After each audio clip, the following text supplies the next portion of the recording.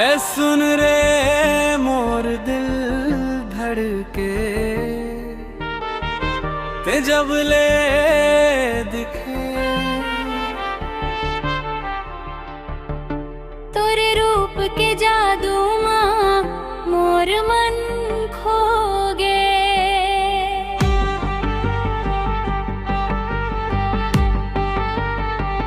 हे तोर रूप देख के मन मोर दीवाना, गली गली चौपट माँ बस तोरे ही ठाना। मुस्कान तोर जैसे सवेरा के रोशनी,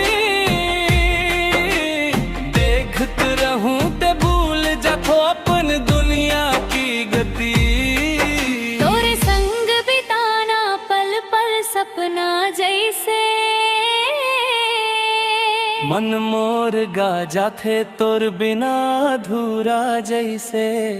बार तोर रूप की दीवाना ना मोर दिल के फसाना। तोर आँखियाँ के जादू मोर मन मार रचाना। संग संग चले हम दुनिया भुला दे, तोर रूप के दीवाना बस ते मोर बना दे।